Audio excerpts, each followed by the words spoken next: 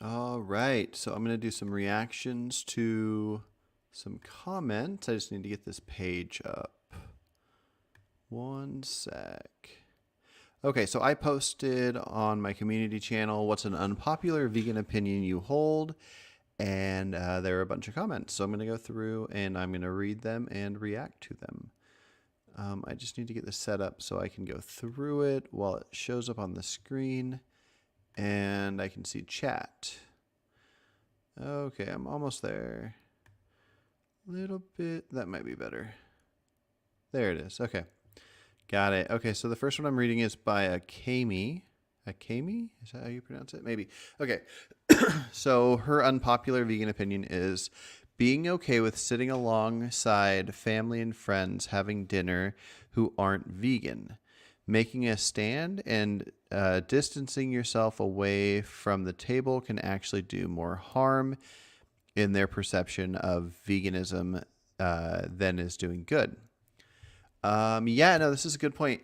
But it could go either way. So this is kind of how I feel about forms of activism to try to get to abolition. You could have activism that focuses on veganism and abolition, just full stop. That's what you do.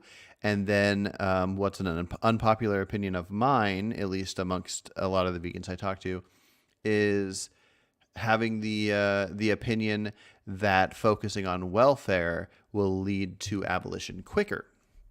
And so these are just two opinions, and there's no way of knowing.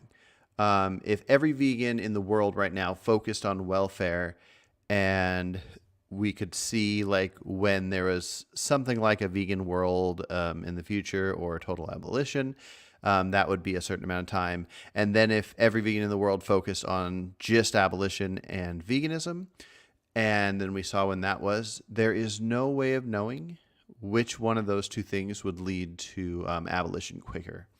My guess is the welfare would, and a lot of people guess that that's not the case. And so same thing here with what Akemi's saying is if you are really close with your family members and you say, I love you guys, but I feel it's wrong to eat animals, I'm not going to sit at this table with you if there's animals being eaten here. There is a chance that your family will say, okay, well, when we have a dinner with you, we'll do an all vegan dinner to support you. And this could be good. This could be good for them. It could be good for veganism. But there's a chance that they could, this could just like harm the family. There's a chance that it could make those family members think vegans are extreme. And so I don't think there's anything wrong with either route. But I think Akemi's thoughts are more in line with mine, where, you know, hang out with your family members, sit there, eat your vegan food, they eat their food, and I think that'll make veganism look less crazy to them. But it depends. So in my house, I own a house, have my family here, and we don't allow any animal products in the house. So if somebody came to our house to have dinner, it's just kind of part of what's happening here is that people would know they don't bring animal products into the house. But if we do a family event where our family goes to somebody else's house for like a Thanksgiving gathering where it's about, you know, like 30 members of our family are there, we don't say, oh, if you have turkey here, we're not going to show up. We just bring our vegan stuff and they have their stuff and we share our stuff with each other. I don't think it's either choice is wrong. But in general, the less crazy vegans look, probably the better it is for turning people vegan. But when there are things happening that are horrible, sometimes it's hard to not look crazy. Especially if you're stating your opinion and somebody finds the opinion crazy. It just comes down to how you approach it, I guess. Okay, so the rest of what she said is, we all know it's much harder to convert carnists who are closer to you. Interesting. I wouldn't think that. I would think somebody that's close with you, that cares about you, then you're not necessarily going to turn them, But your average, like if you just picked a random person off the street, just random, completely random, and then picked a random person out of the family members that are the closest to you, like a random out of, say, the top 10 closest to you, I think you're more likely to convince that family member than the random person off the street.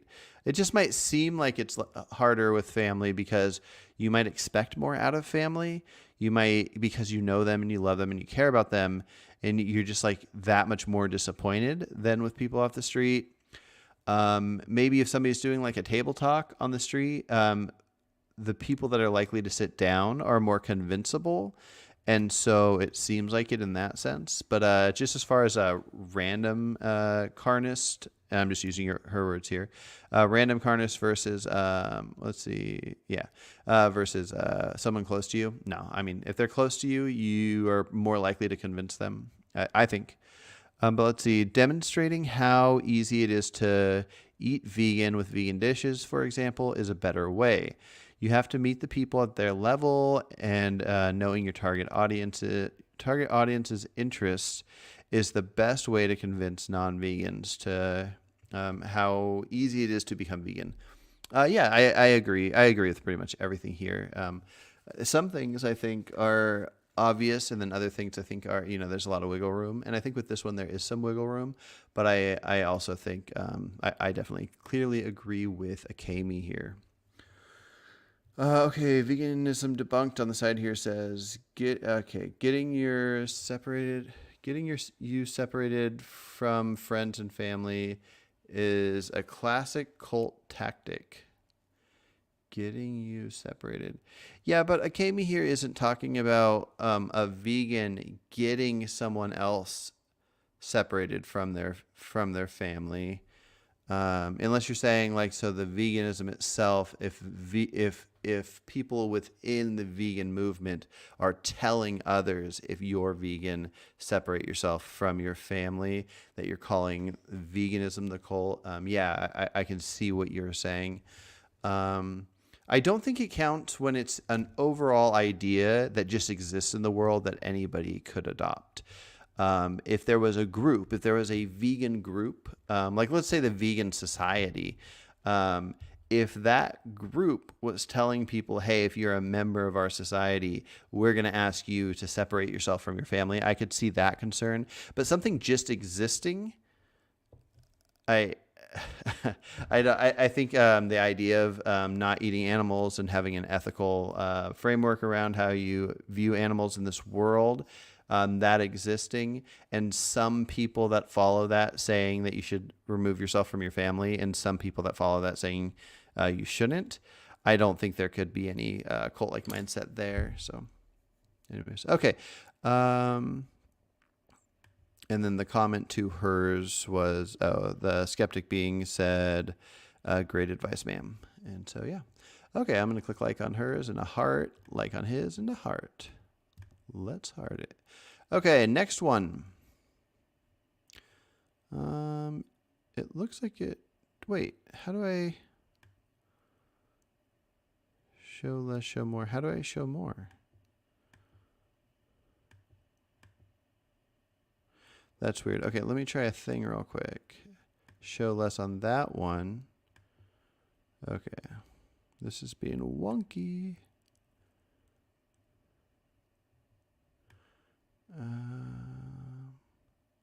Okay, this is showing more. Okay. Let's see. So there was hers. Okay.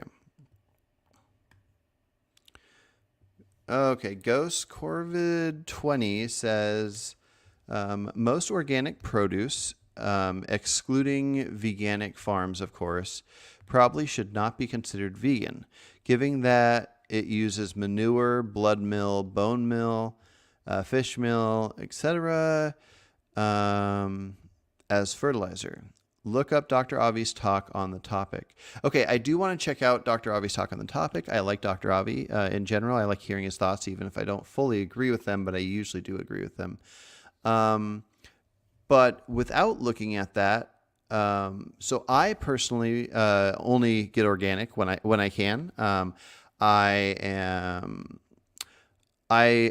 I put myself and other humans, as far as health goes, before animals, and then protecting animals comes next. The veganism comes after health, in my mind. So, and it depends to different degrees. But from my understanding, pesticides are not good for us humans to consume. So if you and this they do this often, they'll professionals will do studies where they'll take non-organic produce and they'll see how many pesticides are found in them. So you're putting those in your body when you eat, and then they'll compare it to organic, and it's hardly any for organic and plenty for non-organic.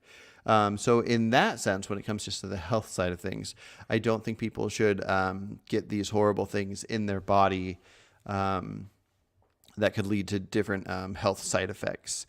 So there is that. But as far as the vegan side of it, you have to look at every element of it. So with pesticides, bugs eat the pesticides, those bugs die. Birds eat the bugs, those birds die. Millions of birds are found with pesticides in their body from eating the bugs that died from the pesticides. There's a handful of different crop deaths that come from getting produce, like rodenticides. Although I guess rodenticides wouldn't be affected by the organic. The organic is just the pesticides. So the rodenticide would affect both. The hunting animals that are harming the crops, that would affect both. So although the hunting part would affect both, but I believe deer and other animals that consume crops that are sprayed die, or at least are severely harmed in the same way. No, I think many die in the same way that birds are. So there is harm to animals and death to animals doing the non-organic way. And then using the organic way, you have this list here. You have manure, blood meal, bone meal, and fish meal. So my question would be, how many of these things would be used if we didn't have the byproduct? If we needed X amount of beef for people asking for beef in our society, and then we needed X amount of manure, bone meal, and all these different things, and what we needed of manure and bone meal and all these things was twice what we would get from the cows that we have for beef, I wonder if it would be financially worth it to raise cows just for their manure and their bone meal, and then throwing the beef away. Now, if this were the case, then I would say it's best morally to not do organic. But if these things are only being used because they're byproducts that exist that work well, then I would say it almost doesn't matter. I'd say clearly organic's the better route to go. But it really just comes down to, are any cows being raised for their manure? Because the amount of cows that are raised for like meat and dairy, that's to reach numbers based on demand. And then their manure is used as fertilizer. But if there is ever a point where we are raising extra cows to get their manure, then manure all of a sudden becomes a demand to harm animals, where something being a byproduct doesn't. It doesn't mean that we should necessarily use it, but it's hard for me to even imagine that we shouldn't. In the same sense that if you go into the forest and there's cows in the forest and a cow leaves its droppings and then keeps on walking, you could take those droppings and use them as fertilizer. There's nothing wrong with that. Now, using the droppings of cows that are held against their will and they're at a farm, it's a whole different story. But it depends on if they're held there for their manure. So anyways, I say for health reasons, go organic, and for moral reasons, likely go organic. But I'd have to learn more about it, and I do want to look into Avi's thoughts on that. I'm going to hit a thumbs up and a heart on that one as well. V Javik is here, says greetings. Hello. I think I saw you, a new sub, and I think I saw you in the chat on the live stream with, who was it? Vegan, of course, and grumpy vegan granddad. So yeah, anyways, good to see you around. If you have any questions, go ahead and ask them. Veganism Debunked says, if we aren't raising extra cows for the purpose of leather, then is it by the same logic fine to buy leather? Ish. Yeah, sort of. From my understanding, the cows that leather comes from, it's cows that are raised specifically for leather. But yeah, what I would say is, I think it's wrong to, I don't think we need to eat animals. So to breed animals, to raise them, to kill them, to eat them, I think this is a wrong thing to do. But if I can't stop it because it's legal in our society and I don't want to take the risk of stopping it in a way that it's illegal for me to do, then if we have one farmer and one cow, and this farmer is having this cow specifically for the beef, and he's raising this cow for the beef, and then he's going to sell that beef off. And then whenever it's in demand, he gets more cows, he does the beef. If their skin is just being thrown away, then that skin being turned into leather means nothing to me in a sense. Now I wouldn't trust it. I think it could lead to way too many issues, making a claim or assuming that cows aren't bred for their leather, but I don't know. It would be worth looking into. But yeah, anyways, I just if somebody had a cow, killed it for its meat, and then its bones and its skin were just set aside, and then it was about to be thrown away, and somebody said, "Hey, can I take these?" And they take them out to their cottage out in the woods, and they turn that skin into leather, and they use the bones to make a bone meal or whatever. I don't know exactly how that works. I see nothing wrong with it. I don't see anything different than using roadkill. It really just comes down to what's the likelihood? Do we have the facts? And I'd just be curious to see how it plays out. It's complicated if somebody says, "Oh, we only have these cows for their meat," but then they're constantly making leather and they're selling the leather for a high price. It just becomes complicated. I'd want to see if there are farms that have cows, that the cows are there for the leather. If there's farms that they know that there's just an industry of selling manure, so they only have cows there for their manure. As soon as that becomes the case, then it would change everything. But I think that's my answer to it. Contrarian 420 says, "I heard you mention that you have a pretty consistent constant inner chattering. I could likely help with you regain a quiet, non-chattering mind. We should chat." Oh, interesting. I can see. It took me a second to fully get that. I was chatting with somebody about, they were telling me they had ADHD, and we were talking about brains always on the go and sleep and stuff. I'm always up for chatting about anything. So let's do it. I'd like to get you on here, but if we only chat in comment section or email, that's fine too. Go for it. Okay, next up. All right. Oh. Let's see. Skeptic Being is here. I think a vegan person can eat a roadkill or dead wild animal without any guilt. I won't be able to, but wouldn't mind it at all. Yeah, I don't know what your thoughts are on the leather part then. If somebody killed a cow just for the meat and they weren't, it wasn't affecting demand at all, that somebody took the skin of that cow and turned it into leather, but the cow wasn't bred for that or raised for that. Do you kind of view that the same way? Would you think it would be wrong of somebody to not waste that skin by turning it into leather? And I would think it would be something like taking the deer that you're talking about with the roadkill and making a leather type thing out of that. Okay, so we are now on to Gigi. Gigi is one of my favorites. Okay, Gigi, amongst a decent amount of your audience, that a vegan should sacrifice themselves if it meant everyone in the world would go vegan for eternity. I hadn't thought it was such an unpopular opinion until recently, but clearly I'm wrong. Okay, and Gigi wrote that, and then Smexy Magician and Jeremy Gord agreed with it. I'm going to heart the question, but since I don't agree, I'm not going to heart those guys' answers. But Smexy and Jeremy, I love you guys.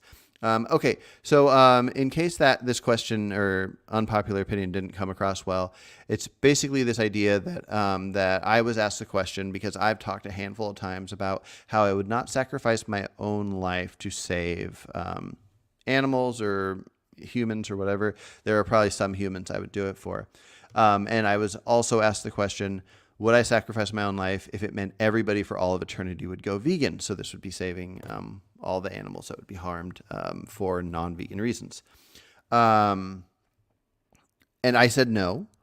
And I got a lot of heat from it, but I guess a handful of people agreed with me. And so Gigi's unpopular opinion is that he does not agree with me. So this is a complicated thing. And I've heard people say it's simple. If you get asked, like, would you sacrifice your life to save 1 million people? Yes. The answer is yes. Would you sacrifice your life to save all the animals in the world? Yes. The answer is yes. I guess I'm just trying to be honest. I could easily say yes. Yeah, this many. Yeah, okay, I would. But I try to picture things, and I'm trying to imagine myself there and doing it. And we can ignore my thoughts on what I think other people would do. Just myself. Like, even if no animal, human, anybody would do this, if I had to press a button to end my own life, unless I was in a state of mind where I actually wanted to end my own life, that would be the last thing I'd want to do, aside from a button to end like some of the closest people to me. There are people that I would die for. But aside from that, there's nothing on earth more important. Like I love music and movies more than most things on earth. I love nature. I love going out into nature. But there's nothing more important than existing. If you press a button to not exist, then there's nothing left. I mean, some people are religious and think there's an afterlife, but if you're not religious, there's nothing left. So it's almost like you can know that your moral stance and what you'd want to do, this would lead to this good thing, and then you go ahead and do it. I don't know any other way to explain it other than that. I think a lot of people think they would sacrifice themselves, but making yourself become nothing, I think would be, I don't think I could do it. And I think a lot of people think they're more likely to be able to do it. And they might be thinking because they know they honestly would fight, they'd risk their lives to fight for others, which I would. I would totally become a police officer if things were aligned right and worked out, where I'd put my life on the line and I might die to protect others, but it's not sacrificing myself directly. It's wanting to help and risking myself. And same would go with a handful of different things. I might risk my own life to swim into the river to save somebody's life. But I wouldn't press a button and just die so their life is saved. So anyways, hopefully nobody is treated poorly for having this opinion. The idea that somebody should sacrifice their own life for anything, I just don't think is fair. And so, anyways, there's my stance on that. I saw a couple comments come in. I'm going to check real quick to see if any of those are about what I just read. Vegan Stallion said, hello, I would like to hang out and chat, but it will have to be another time. I'm interested in some of the ideas you have put forward, but I am leaving on a road trip. I will catch you next time. Okay, Vegan Stallion, enjoy your road trip. I'd love to hear about where you went. You are welcome to come on my stream anytime you want. My email is in the About section on my YouTube channel, so just shoot me an email. We can talk there or talk on the stream. But yeah, I'm always open to talk to anybody about anything. Let's see. Oh, and then Vegan Stallion said, and you keep spending time being a troll at Veganism Debunked. Yeah. I find that Veganism Debunked usually is a troll and maybe is a troll. But I like to read the comments when I can, and I actually thought it was an interesting question about the logic of buying leather and comparing that to the roadkill thing. So I'm okay with it. But yeah, being a troll is not good. Being somewhere just to be anti something, anti vegans, is silly to me. If you think that there's a concern, you should bring it up, but just be anti something is kind of silly.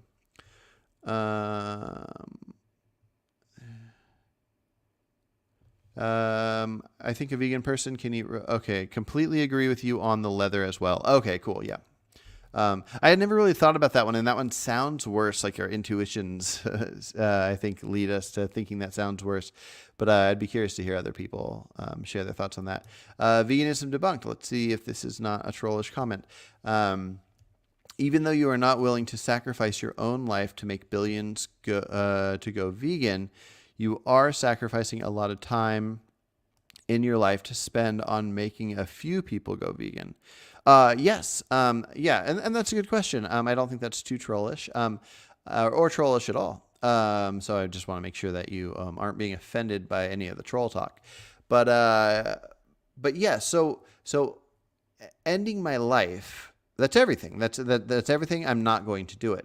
But while I am alive and I can do the different things I do, now I don't know what I'd be willing to do as far as, giving my time to various different things, but I don't mind spending a large amount of my time on important topics that I think are good. Like, so we live in societies where like I'm in the US, different people are in different countries. We have different laws, and, I really care when something bad is happening. I care if there's harm here and there.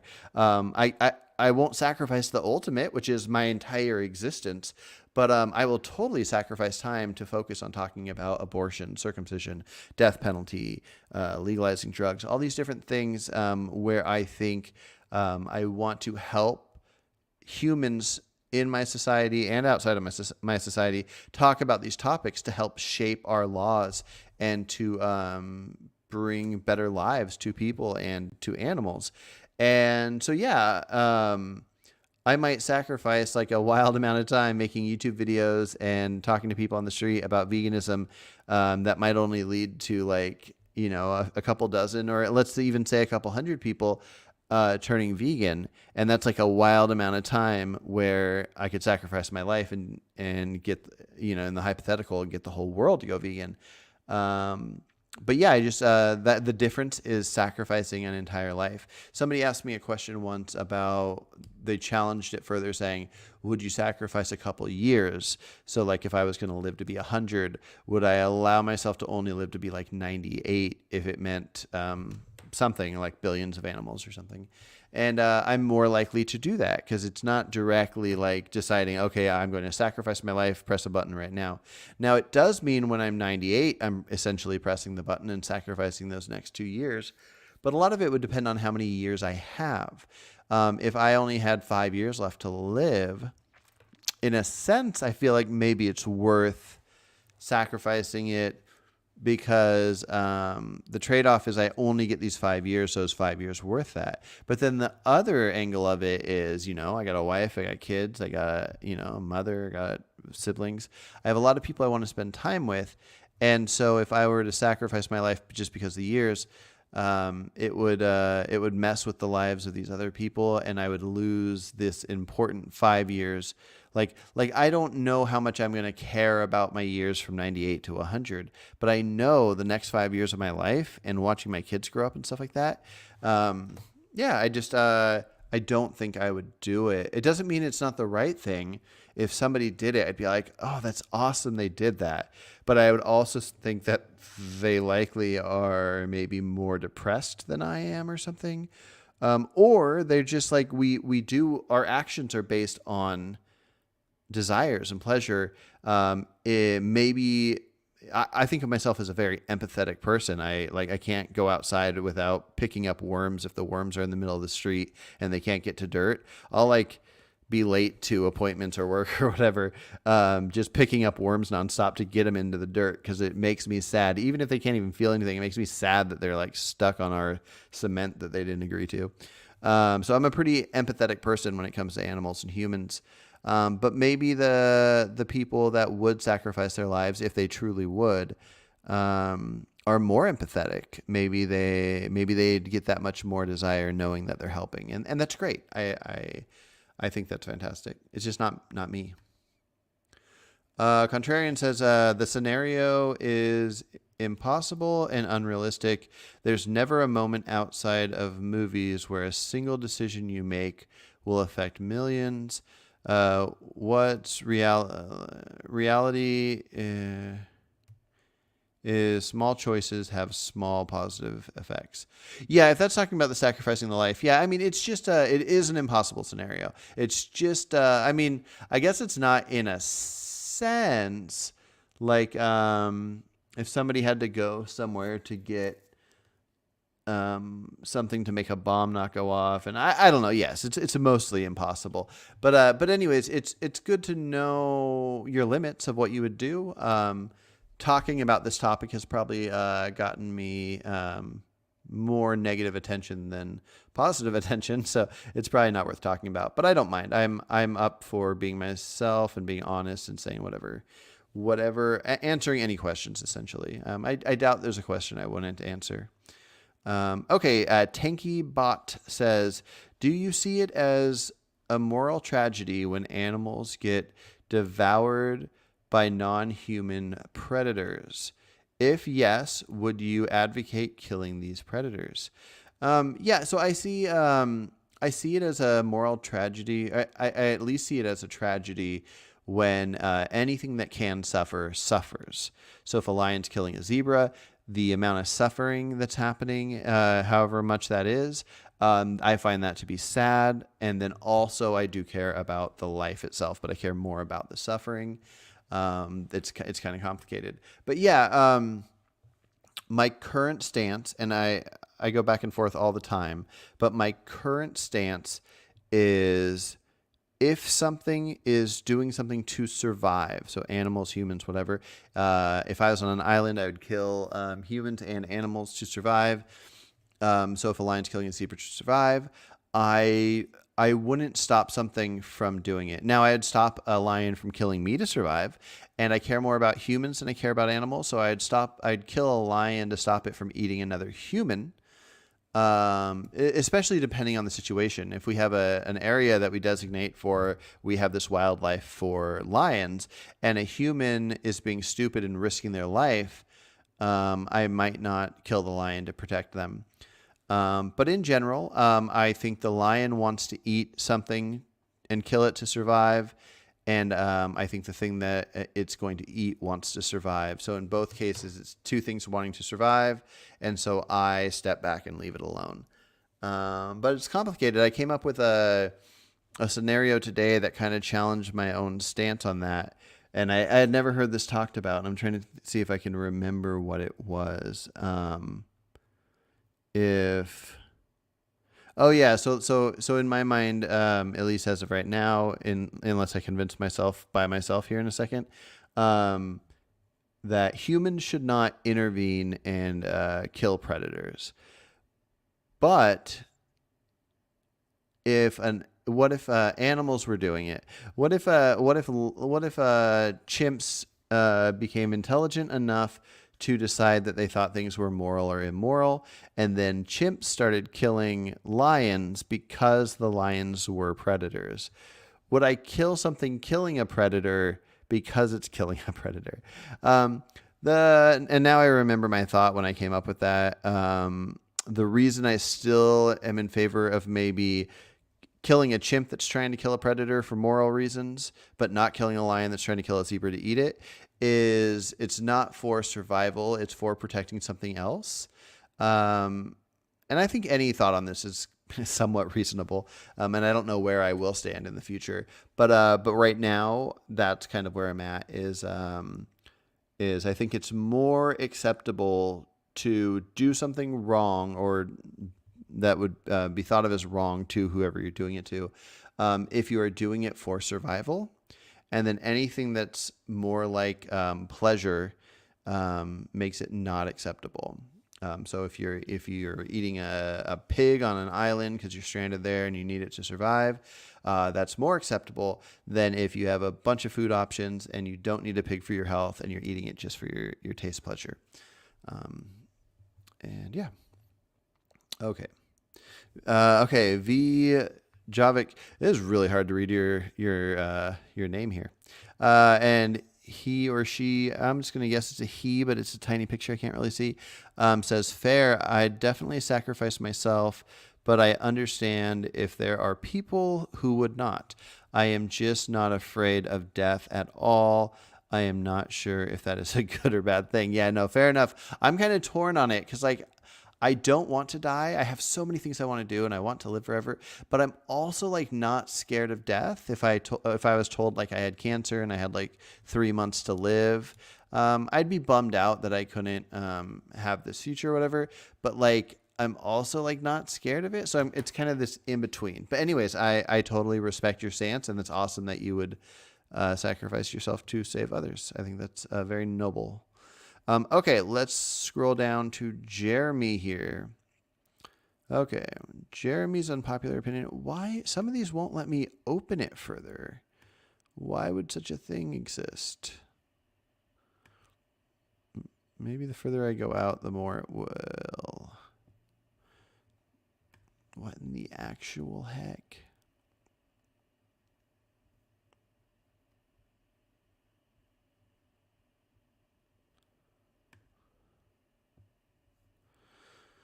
Okay, I'm just going to open this up real big.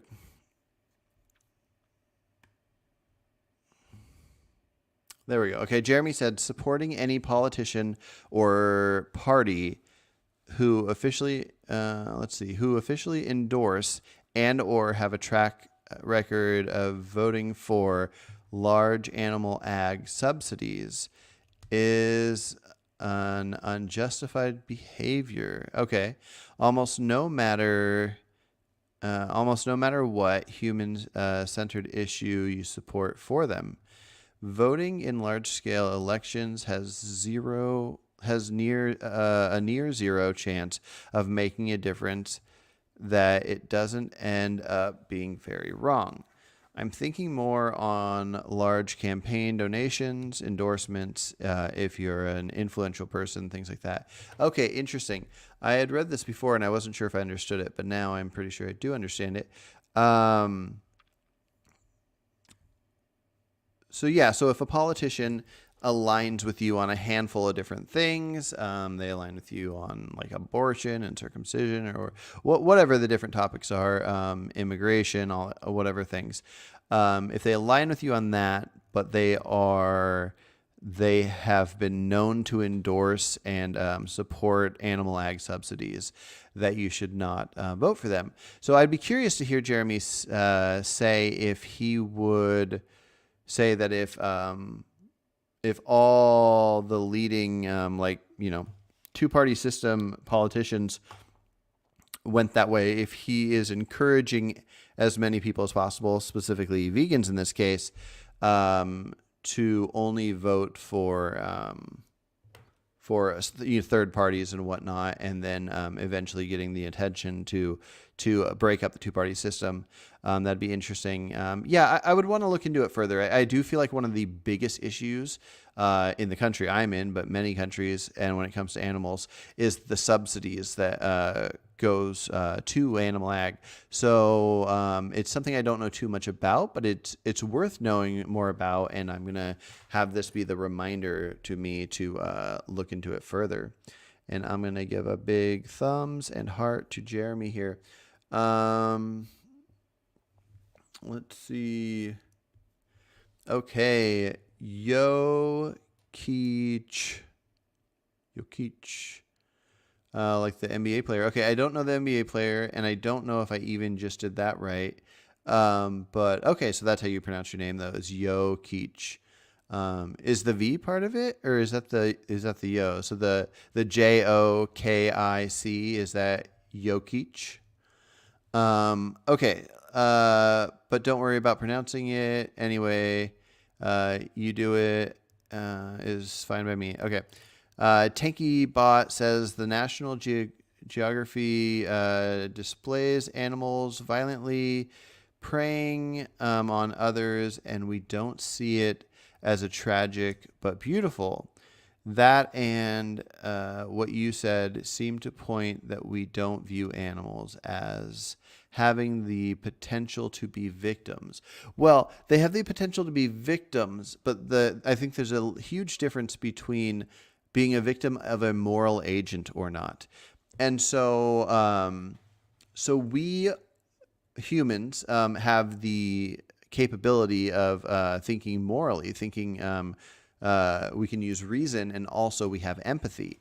And so if we recognize that this harm's happening, if we just like kick a dog in the face and see it be sad, we can recognize this as wrong, a thing you shouldn't do. A lion isn't going to recognize eating a zebra as wrong because it knows instinctually that it needs to eat the zebra to survive. So there's the moral agency factor. But also, I think it comes down to, is it for survival? If I had to eat an animal to survive, I would. But if I've heard that there are some animals that torture other animals for fun. So like I've heard mountain lions will torture their prey. They'll find something they're going to eat, but then they'll just torture it for fun because they enjoy doing it, and then they'll kill it and eat it. If this were the case, if we could know for sure that 99% of mountain lions do this, this is part of how their species is, I would have no problem wiping out that species. I think that's where my stance is. But it would be based on the idea of something making something be tortured for fun. If something is harming something to survive, I just think that's a different story. And that's where I'm at right now. Tanky just said, that's true. But if it was a child being preyed upon, we wouldn't film it and display it on TV. Our reaction would be different. Well, I think most people, when they see gruesome stuff on TV, they don't react well to it. I know I don't, and my daughter doesn't. I watch nature documentaries all the time. Now, filming what's happening just to show what's happening, like I'm not a fan of censoring things. Just show what's happening and it's fine. But I wouldn't recommend people be eating dinner while watching a nature documentary. So I think it's fine to film it and show it. I think it's sad, but I also think it's sad when you see the nature documentary and you see like the cheetah or the lion with its cubs, and the narration saying if they don't get food within this much time, they're going to die. Like, part of me wants them to get the food, but then if they were showing the zebras just hanging out and there's narration about them, then I'd be like, oh, I hope the cheetah doesn't get them. So the way things are filmed can make us feel torn on that kind of thing. But it's complicated. Most animals in nature, like I think it's more than 95% of every species doesn't even make it to adulthood because nature's pretty tough. And I don't know what that means. I don't know what the answer is. I don't know if we should. Yeah. Anyways, so yeah. Okay. Elliot Davies is here and says, hey, and I say, hey back. Hey, dude. Okay. The V is just for vegan. So, vegan. And then the name is, let's see, Yokich, vegan Yokich. Okay. Cool. Good stuff. Okay. Radia Claim. Okay, I don't know how to read your name, but it says, what would you say to the argument that consumption is generally speaking a neutral act? Consumption is a neutral act. Is this referring to how I was saying, like if you're eating an animal, like if a lion's eating a zebra to survive, you're calling that a neutral act, where killing an animal for fun is not a neutral act? Is that what you mean by that? But yeah, I wouldn't consider consumption in general.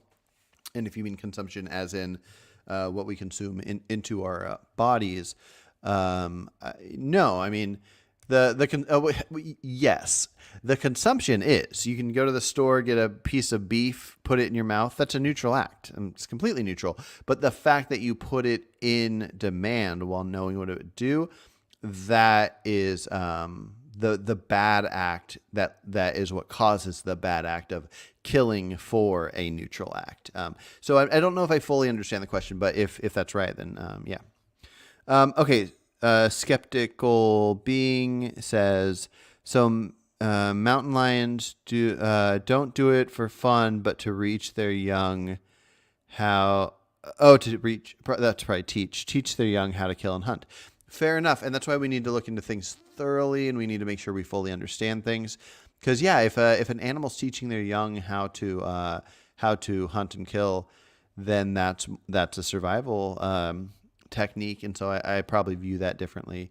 Um, yeah, I guess an example I'd have is if I was out in nature with a gun and I saw a lion kill a zebra and eat it, and there's no other lions around, it's not teaching its young, it eats that, and then I go, okay, it ate that, it had to eat that. And then I see a lion go and kill a zebra just for fun, not eat it, and go kill another zebra for fun, not eat it. And then I go, okay, I have a gun, and this lion is just an asshole. I shoot the lion.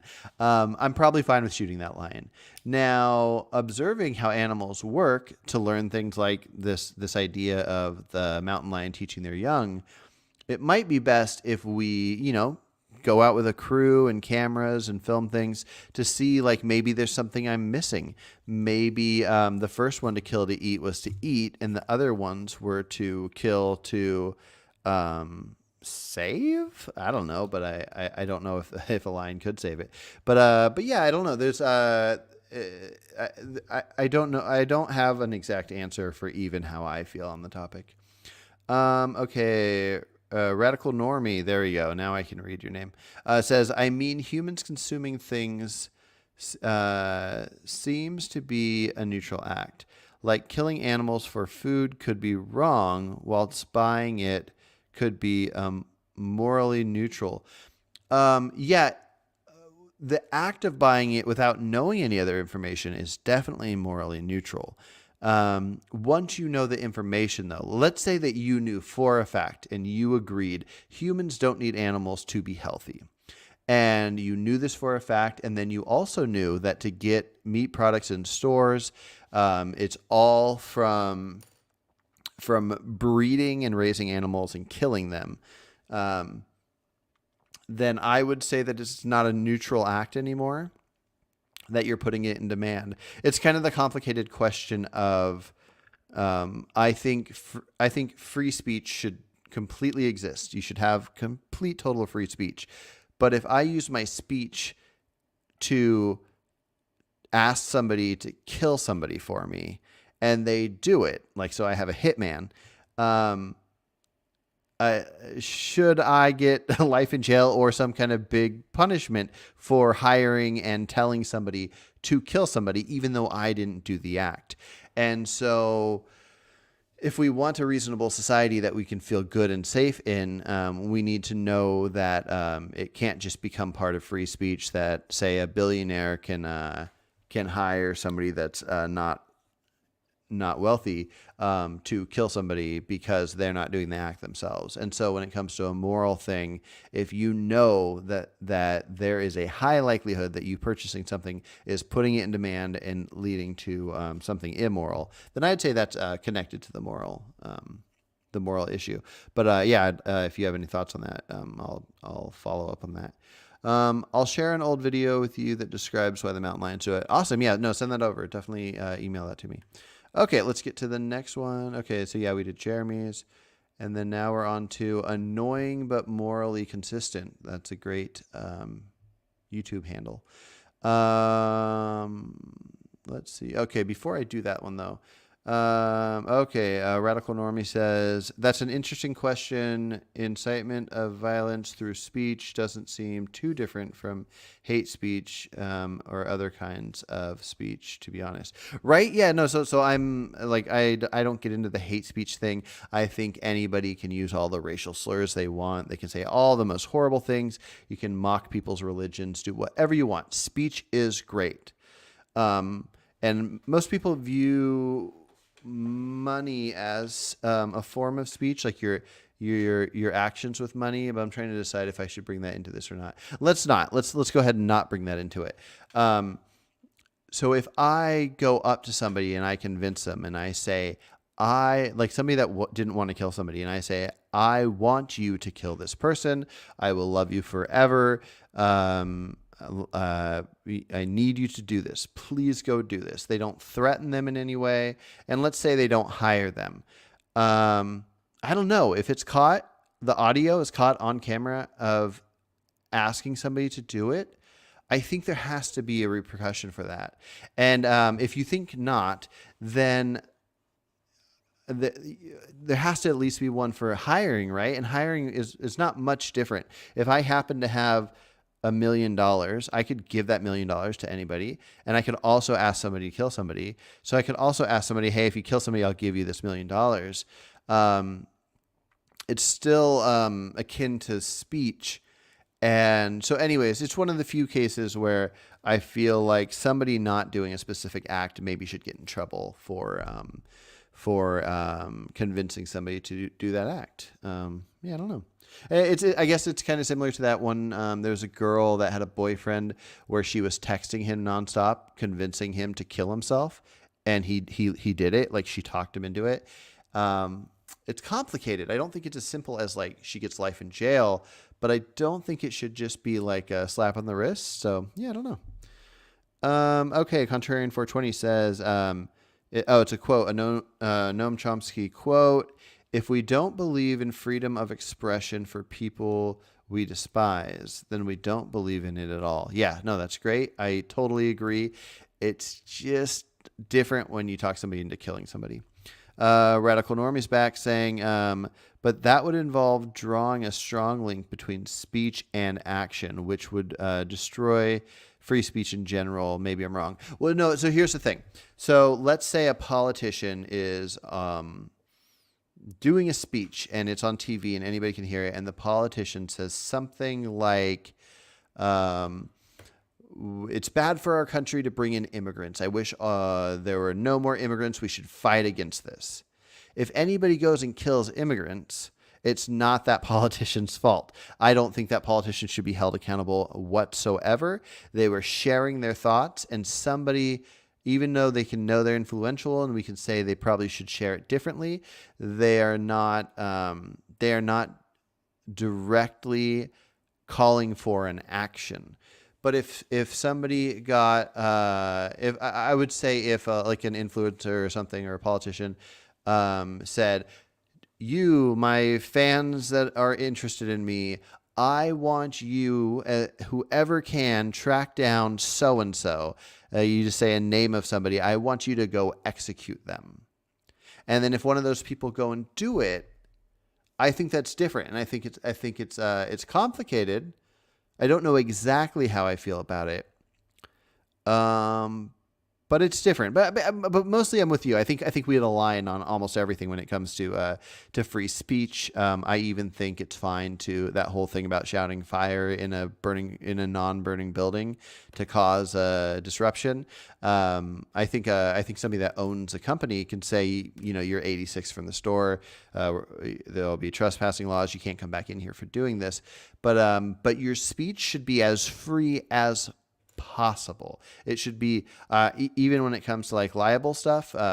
Johnny Depp, Amber Heard situation. She claimed that he did this horrible thing because people just believed it for whatever reason. He lost, he got fired from Pirates of the Caribbean, lost a bunch of stuff. There was a bunch of normal humans on the internet saying Johnny Depp's a horrible person. He's a wife beater and all this stuff, and people just accept that. And then so we have these libel laws where it's like, okay, if somebody lies about you publicly and it ruins your reputation, that you can sue them. And I'm torn on it, but I lean towards not. I don't necessarily think that he should have been able to sue her for it because she can have her free speech to say it. The people that are in the wrong are the ones that just believed her and accepted it. So I don't think people should, if you hear a thing, don't accept it. You need the proof. You need the evidence. Yeah. So, but anyways, yes, free speech, good. Let's see. There isn't even a law about shouting fire in a building. Yeah, I've heard that was a myth. Yeah, good point. Yeah, we agree. Strong link between free. Yeah, cool. Awesome. Okay, let's move to the next. I wonder, I might be able to get through all these. I'm not sure, but I'm going to try. Okay, so annoying but morally consistent says, for me, it's wearing all my old animal products until they wear out. I have 8-year-old leather boots and they're still going strong, and 1 pair of sandals. Yeah, I think it comes down to, are you putting something in demand? That's really all it comes down to. If you have these boots, wear them till they're worn out. Now, something you could do that might be better would be to donate them to a place that would sell them, or to donate them to somebody that might want them, because that person might, that if they like them, they will wear them and not go buy leather boots. Where let's say you had a friend that was going to go buy leather boots. If you keep yours and wear them till they're worn out, and then your friend buys some, then this bad thing's happening, but your friend is the one that did the bad thing. You didn't do the bad thing. But you could do something that could make something better happen, which is give them the boots and then they don't. So like when I worked at a grocery store and there's like cheese and stuff like that was going to be thrown out for whatever reason, they like sent too much, I would take it home and give it to my neighbors or whoever that eats cheese, because then those guys would have cheese in their fridge and they would wait longer to go to the store to get cheese. So it's putting less in demand. So yeah, wear your leather boots, totally in support of that. But also if you knew somebody that it would make them not buy leather boots, that's great. Do that too. But same would go for even if they're not your leather boots. So if you go to a thrift shop and buy them, the problem is that they were there at the thrift shop and it would have led somebody else to buying them, and therefore that person wouldn't have to go buy new ones. Where if you buy them, even though you're not putting them in demand in a sense, you're making less available at a thrift shop. So therefore it will get put in demand if that person goes and buys it at a regular store. But if you find like a family members of yours dies or something and they're getting rid of, you're looking through to see if you need anything of their stuff and they have leather stuff, I think it's just the same as if you had it and it was your own and you're wearing it till it's worn out. You could donate it to a place to make less purchase, but you could just wear it yourself. Really, I think the biggest problem is purchasing new animal products that would lead to a demand of it. So I am going to glance through I'm going to hit thumbs up and heart on that. I'm going to glance through the comments on here. Wearing animal skin, whether it is old or secondhand, is speciesist. You might be a plant-based dieting speciesist. You're not vegan. I never know when people say this kind of stuff if they're just like extreme vegans or if they're trolls. No offense if you are a vegan and you want to consider that wearing old leather as speciesist and not vegan, go for it. You can have your opinion all you want. To me, this makes veganism look bad.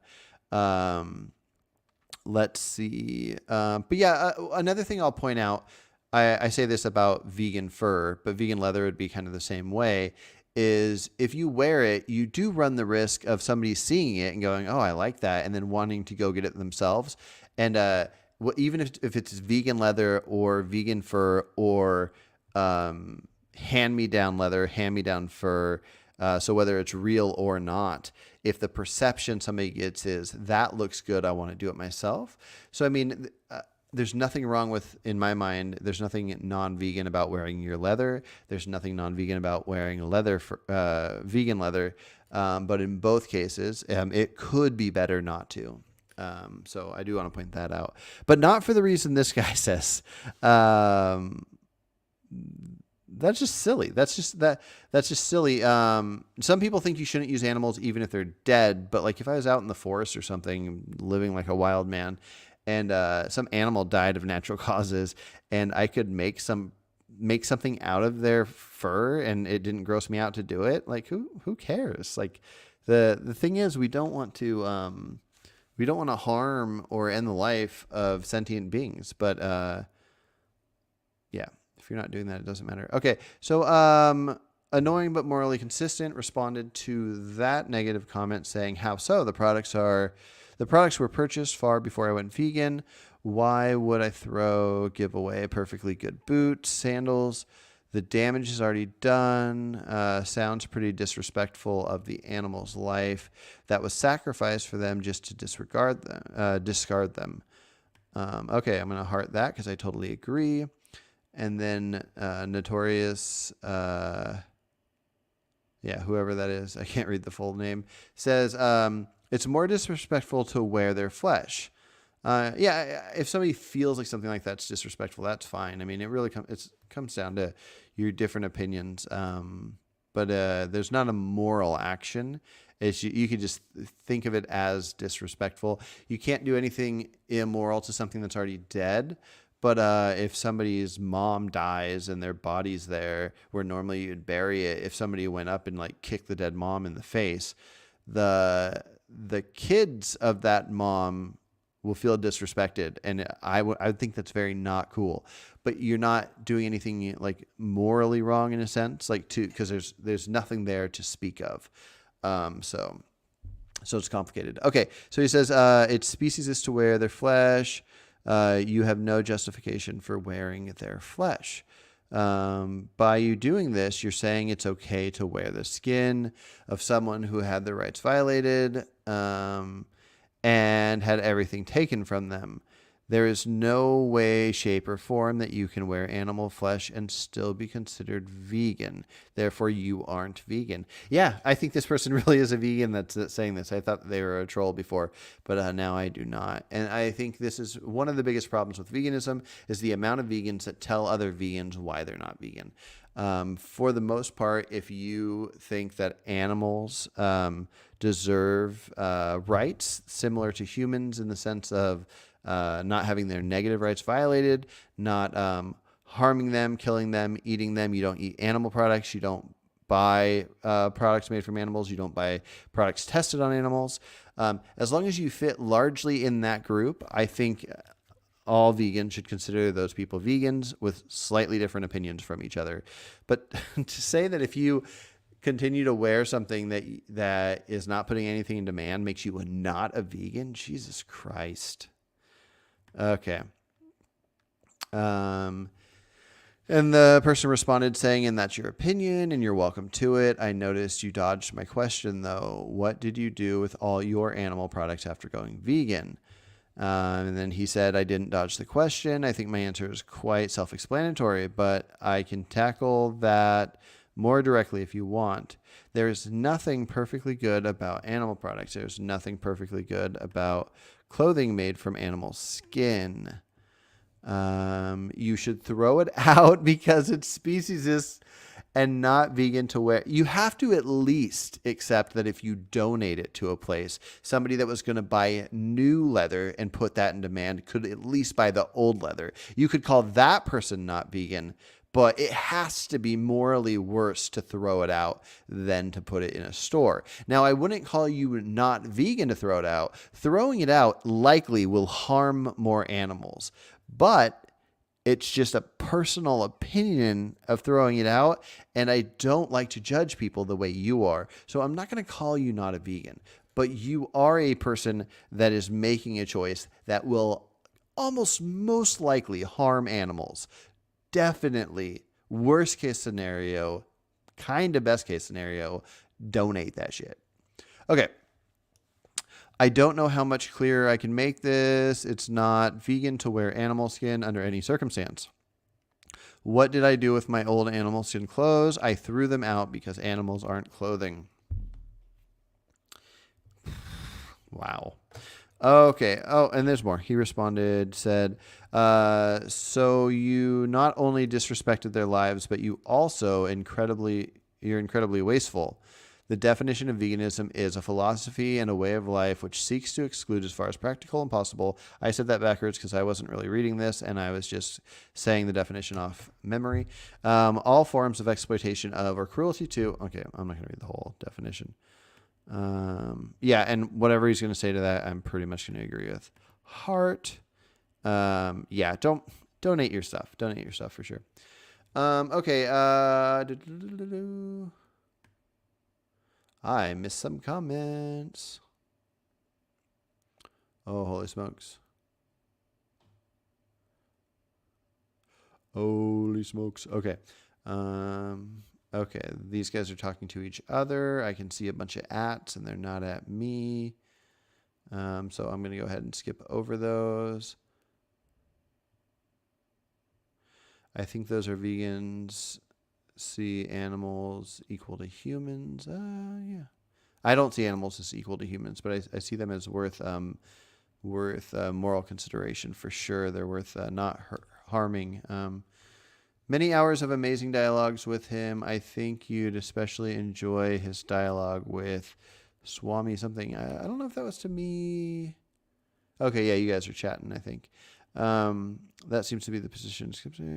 Speciesism is some kind of an intersectionalist idea and ideology that tries to inject its own ideas into various other ideologies. I've heard that I have a misunderstanding of speciesism, so I'm going to stay away from it.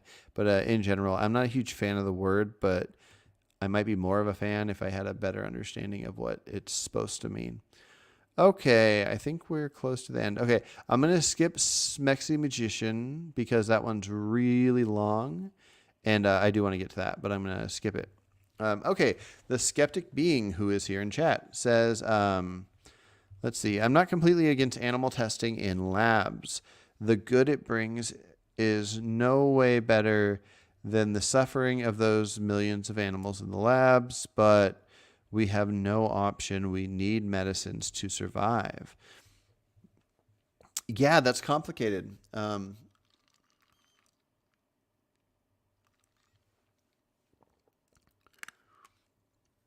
Yeah, so here's the thing. I think we should stay away from animals. My want, if achievable, would be that animals are all out in the wild. Us humans have our land we have, but we do everything we can to not come in contact with animals aside from going out to make documentaries or something. I don't think we should have pets. I don't think we should kill and eat animals, raise them, any of that stuff. So in that sense, I don't think we should gather up any animals to test on them. And if we do need to do testing, hopefully there's some kind of humane way to let people do it on other people.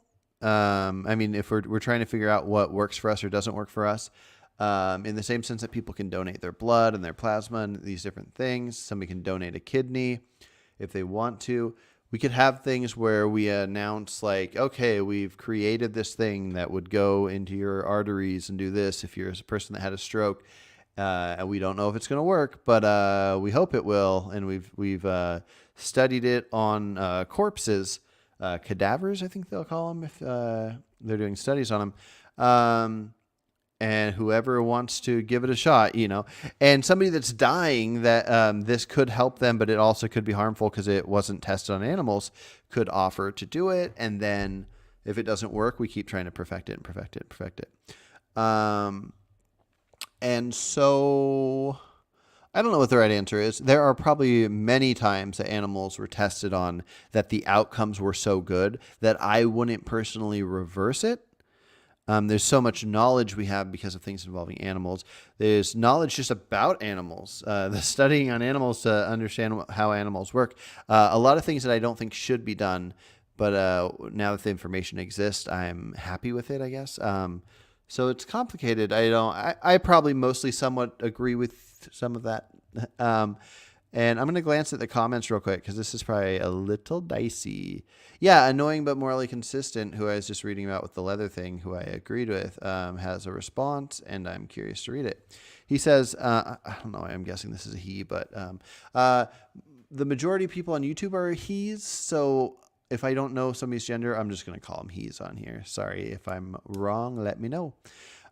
He says, thankfully, they're now able to recreate human tissue to test on 95% of all drug trials, fail when it hits human trials. Hopefully, the newer technology will start to gain faster momentum. Yeah, definitely. That's good stuff, and I like that. Also, thumb and heart, because good topic. Thumb and heart, because good answer. Ghost Corvid 20 says you should look up Doctor. Oh, that dude. He set up a conversation with me and bailed, so I got some animosity. But no, he seems like a cool dude.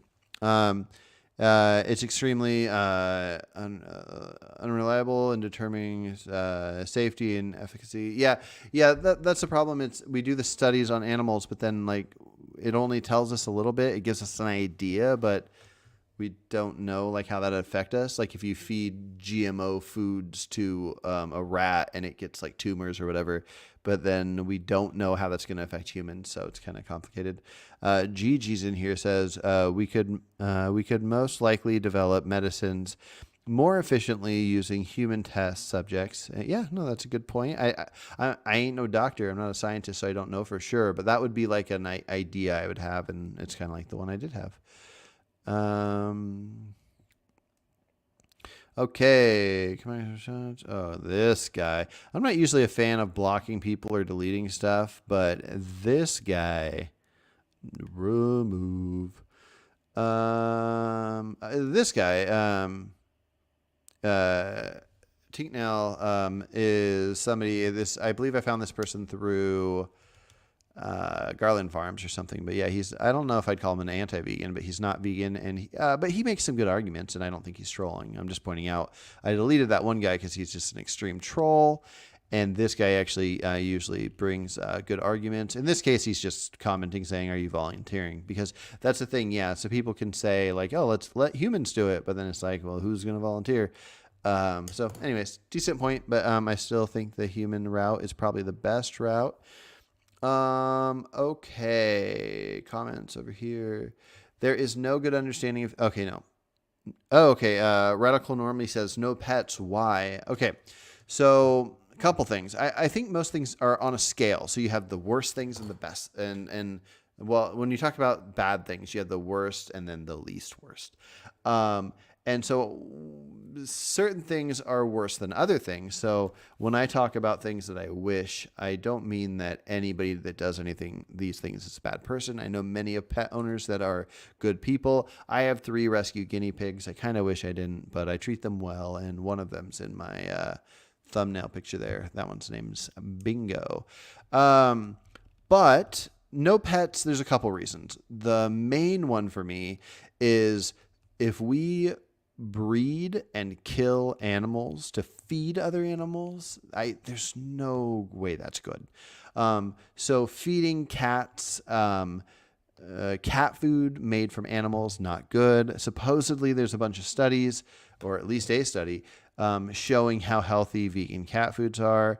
I don't know. I'll look into it. I've said that a couple times and I haven't yet, but it'll be something I get around to.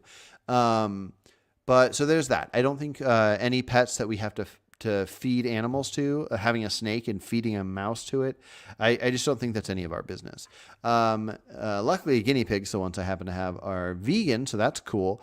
But I have to clip their nails. They have to sit in this cage, and I can clean out their cage to make it better for them. But how often can I clean it out? I treat them really well, and they're vegan. And I believe guinea pigs they're rodents. They were bred from other rodents to be what they are. So guinea pigs aren't really natural. And they were designed to be food.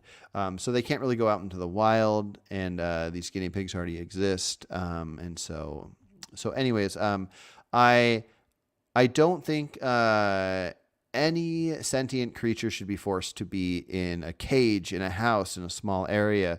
So I don't think we should have domesticated dogs to have these different breeds like Chihuahuas and pugs and all these things, and then have them be in this area where they might have a good time. You might be a good pet owner, but they don't get to choose when to come and go. Even though the wild is tough, you have your liberty. And maybe liberty only matters to humans. And with animals, it's give them the most welfare possible. But in my mind, I like to... As of right now, I view liberty as something good for sentient beings. Skeptical Being says, Carson, I don't have a stand yet on that, but I am scared to tell a person that they or their loved ones won't survive because we didn't do what we could. I won't do it for myself, but I will for my mom. I forgot the thing I asked, but that must have been the testing situation. Yeah, we should do everything we could or can. I think it's okay to harm animals and even humans for survival. Does that include something like a test? Yeah, I don't know. Like, so if I was on an island, I think I could kill a person or an animal to survive. Um, but in a society, we need to have laws and rules. So yeah. So yeah, I don't know. It's complicated. So I think there should be laws protecting animals in various different ways. But what should the regulations be on testing to have survival based on testing of animals? I don't know. It's complicated. Yeah. Veganism debunked. When it comes to animal testing in labs, I've yet to meet a vegan who didn't tell me they were fine with taking the okay, I'm not going to say that out loud, but anybody can read it if they want. Even though it had animal testing. Okay, so there's an injection you could take that has animal testing. You know what? I'm just not going to go over that because it's a topic I'm actually very fascinated with. But last time I brought it up, I got a warning from YouTube, and I couldn't quite figure out what they thought I said wrong. Actually, I don't think they thought I said the wrong thing, but my guests did. Okay, and then Radical Normie says, how long have you been vegan? So I've been full on vegan for about 8 years, and I started going vegan about 20 years ago. I'm 38 now. So when I was about 18, I just decided to go vegan. I was vegan for about a year and a half, fell off the wagon, went back to veganism, went kind of back and forth. I've been morally on the lines of veganism for about 20 years and a solid 8 years of fully being vegan. How about you, Radical Normie? I no judgment whatsoever, but I get the vibe that there would be a chance that you're not vegan and you're just here to chat about vegan stuff, or that you are vegan and just have different thoughts, kind of like I do. I'm curious, but by all means, I love the idea of non-vegans being in here. I love talking about all kinds of different topics and hearing all the different thoughts. As you can tell by my stance on free speech, I don't have just a typical. I think most people think vegans are all leftists that all have the same thoughts or whatever. And not that I'm right leaning or anything, but my ideas are my own, and they're based just on what I can observe as being the most moral and the most moral stances, the best stances for liberty, and so on and so forth. So I am curious to hear your thoughts, and hopefully you will check out my other talks I have on other political ideas. I did a post in my community section that anybody can go check out right now. That is, it's my stance on abortion, circumcision, death penalty, some trans stuff, and some drug stuff. And I like to let my live videos go on this channel and my other non-vegan channel on those topics. But my main videos I post, like in my video section on this channel, it's all veganism. And so you will see non-vegan stuff here and there elsewhere, but the main videos are vegan. Okay, Radical Normie says, I'm not vegan yet. Cool. Yeah. I kind of view things as you're either convinced or you're not. So there's topics that I've been convinced of, and then other topics where somebody thinks I should think a certain thing. I'll just tell them, like, I haven't been convinced yet, but once you convince me, you convince me. But yeah, just to share a thought while you point out that you're not vegan yet. I've been toying with this idea of my own definition of veganism, and it's kind of complicated, but like, I guess I just view it as you either think animals have, you want to give moral consideration to them because they're sentient, or you do not. So what was it? Tristan Tate just did a talk with Joey Carbstrong. I don't really know Tristan Tate too well. I kind of like and dislike some things about Andrew Tate. Joey Carbstrong, kind of like and dislike some things about him. But from what I saw of that talk, he kept saying, like, I don't care. Joey would say, if somebody like just ripped the wings off a bird, and he said, I don't care. It's one thing to think humans are going to be the healthiest on animal products. So I'm going to eat what I feel has convinced me is the healthiest, and therefore I might be paleo or Mediterranean or whatever, and that's going to include some meat in it. That's whatever. But to recognize that animals can suffer, and to eat something like chicken nuggets or hot dogs or things where the scientific consensus is these things are unhealthy for you. You will not be a healthy human and live longer if you eat cakes and donuts and hot dogs and all these different things. So if animals were made to suffer to get those things, I think it's reasonable to say, if I can get myself away from the addiction of those things, I want to work towards not causing harm just for my own personal pleasure. And so that's kind of my stance on that. Like, I've been convinced that we don't need animals to be healthy, and I'm pretty sure that is the stance. I'm guessing our diet should be something like a chimpanzee, which is mostly fruit and veggies and whatnot, and nuts. But if I'm wrong, then there is that. But I really just don't have, I like the idea of people hearing my thoughts and going vegan. But mostly I just want people to recognize that animals suffer. Animals, if you poke a cow with a tack, blood will come out of that hole where the tack went in, and they will whimper, they will cry.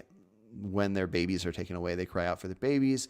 And if somebody is born without any morals, I don't have anything to say about that. I can't make you have morals. But if you can look at something and recognize the sadness, sadly, when you see meat, you don't see any of the sadness that led to that.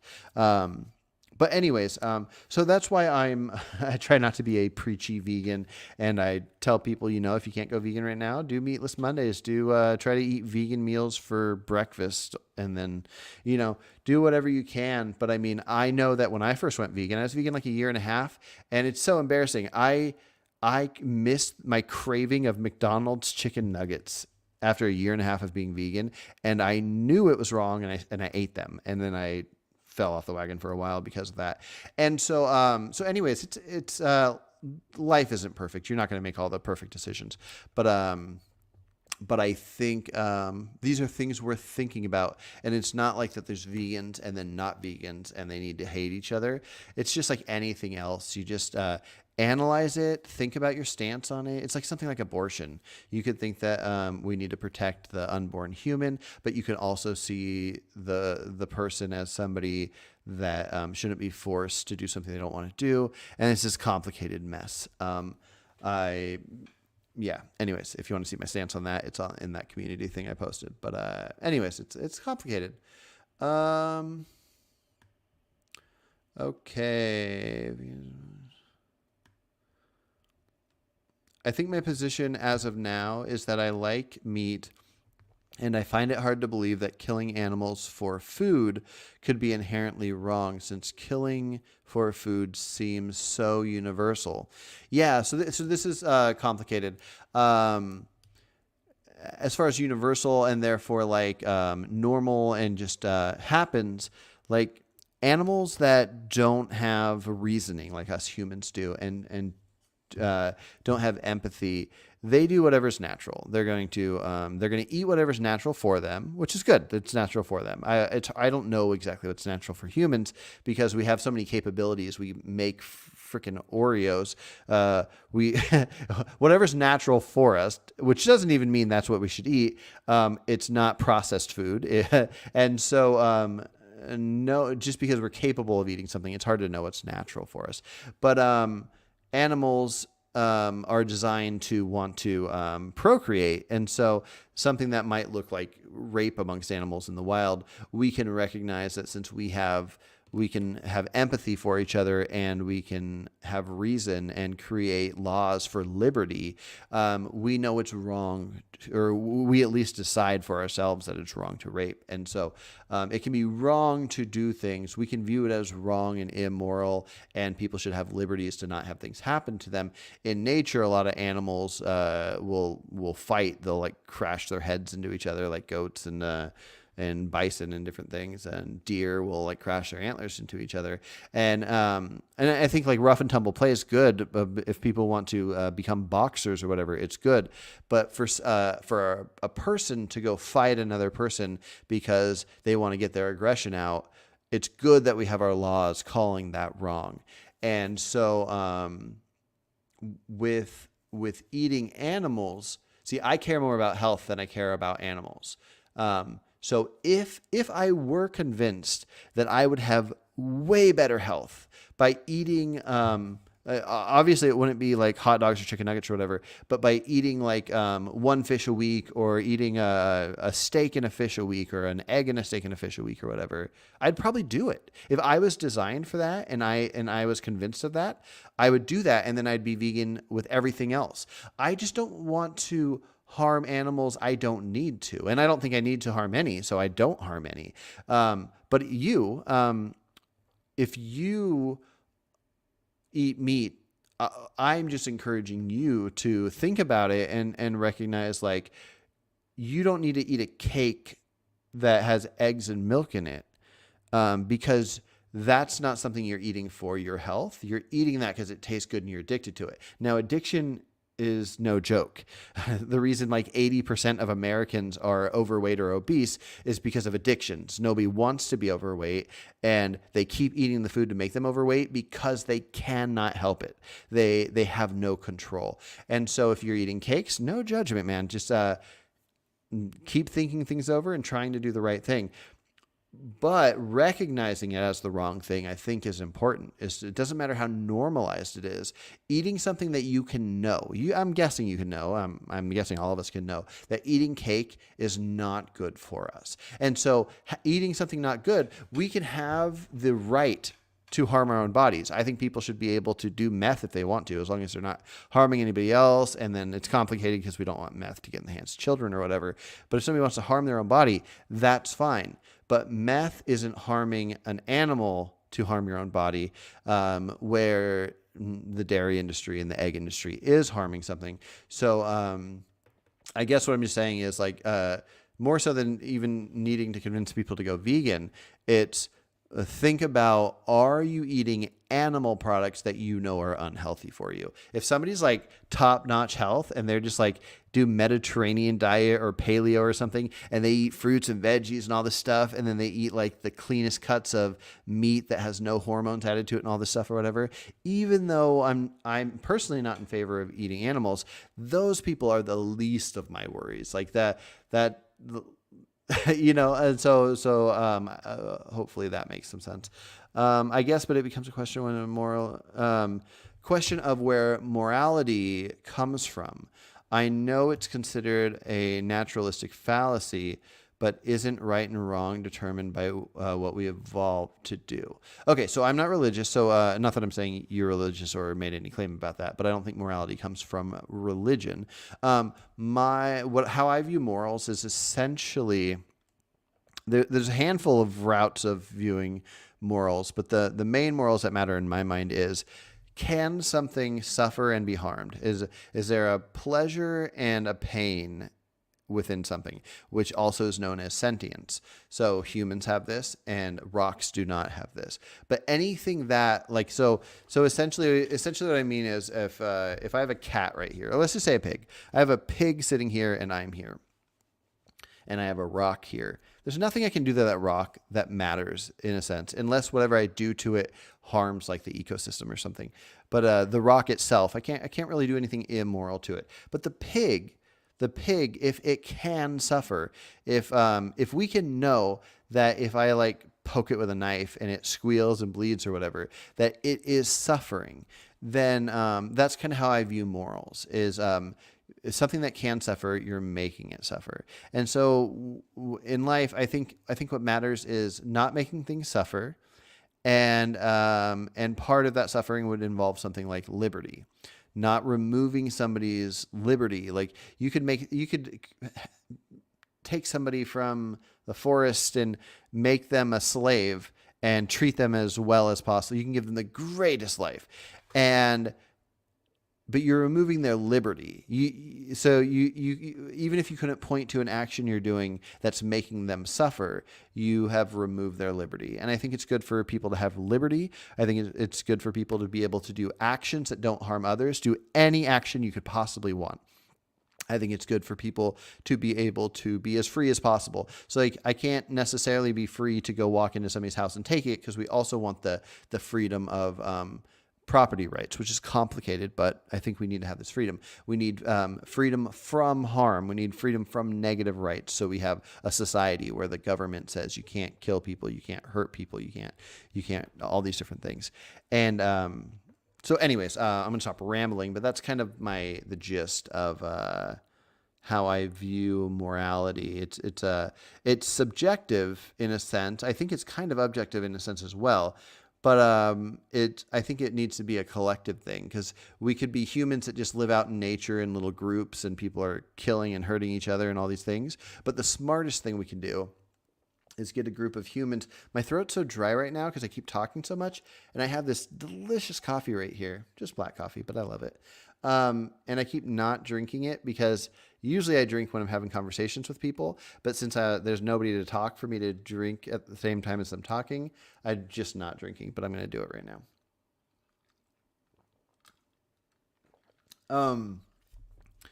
But yeah, the smartest thing I think humans can do is recognize that we can work together. And so we get together and we say, we're going to start this society. We're going to get all these people, and here's our borders. This is what we're calling our country. And we have these laws. And the best laws would be something like you can't kill each other. So you lose the freedom to be able to kill somebody like you would normally have out in nature. You could kill somebody and somebody could call it immoral, and you could say, fuck you, I don't care. And there's no natural rights. There's no nature caring who kills people or whatever. But you can create a society with a government that gives you rights. It gives you protection from harm, death, all these things. And it also affords you your rights to have free speech and all these different things. And so basically it's just the best of all the worlds, and you lose out on a couple freedoms. You lose out, like if you're in nature, you have freedom to kill people. You have freedom to try to become like the king of this area and rule the whole thing. So you lose some of these rights, but only for mutual benefit. You lose the rights because you agree to be part of the society where everybody benefits from not being killed and all these different things. Animals, it's tricky because it's not a mutual benefit with them. It's just the idea of us recognizing that now that we have the capability of all this food, we could put a law in place that doesn't harm them. If you agree that it should be illegal to kick a dog to death, then essentially if you work down all the details, you'd agree to something that looks like veganism, even if it's not full on what we think of veganism now. Okay, Tanky says, what convinced you a vegan diet is optimal? I would say the first thing at first when I went vegan, I just didn't even think of the diet side of things. But the first time that I viewed it as optimal is probably there's a guy named Dr. Michael Greger, nutritionfacts.org. It's the first time I started looking into studies. He reads all the studies from PubMed and puts together some videos. Some people might think it's biased because I think he just might be vegan himself, but I'm not sure. He never talks about veganism. He just talks about plant-based diets and shows studies from it. So it seems that at very least many people get a lot of good health benefits from eating whole food diets, but it's complicated. You see health benefits in people from eating strictly carnivore, and it's because it's not necessarily because it's good or bad. It's because they're cutting out all the processed garbage that humans probably shouldn't have invented: cookies, cakes, all the pastas, all the different things that are processed. And so same thing with whole food. It might be just as good or not as good as carnivore, but eating only foods that grow naturally, that you're making your own food, you're making soups or steaming stuff or whatever, and you're making your own food with these whole foods, you're not eating all that processed stuff. So in both cases, it's kind of like an elimination diet. So yeah, I guess it's a mixture of learning from nutritionfacts.org, and then looking into the studies myself, and then anecdotal from myself. When I eat whole food, plant-based, I feel the healthiest I've ever felt. I feel better when I make sure I get like vitamin D3 supplement and like omega and that kind of thing. But yeah, I mean, I've been vegan 8 years. I feel pretty good. I go back and forth between eating really healthy and not eating healthy, and addiction and whatnot. Vegan donuts are addictive. I don't want to eat them, but I have.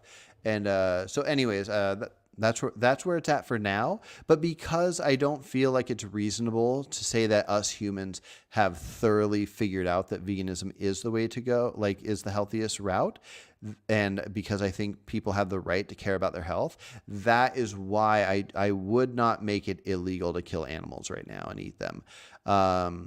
I possibly, if I was the emperor and I could make some laws right now, there's a chance that I definitely would make almost all factory farming stuff illegal. There's a chance that I wouldn't rush out to end like what's it called? I don't know, just regenerative farming. I might be okay with that for a little while until we see how everything plays out. But it would take pretty like severe understood knowledge, in the same sense that we know it's unhealthy to eat rocks and to use meth. If we knew for sure how much we absolutely did not need animals, until then, I don't think I would think it'd be good to have a law to outlaw like hunting or anything like that. I think we should have laws against cruelty, way more than we currently have. And I think that that's something that a lot of people, non-vegans, would want as well, which is why I think vegans should focus really hard on welfare and the cruelty side of things. But anyways, I answered the question and then I went too far past that. If you don't mind telling me what are the other aspects, nutrition, social environment. Yeah, no, I'm curious too, if you answer that question. Addiction is serious. Food addiction is real. I was addicted to sugar, but in order to go vegan, I had to stop eating sweets because in my country, we had no vegan sweets. Interesting. What country are you from?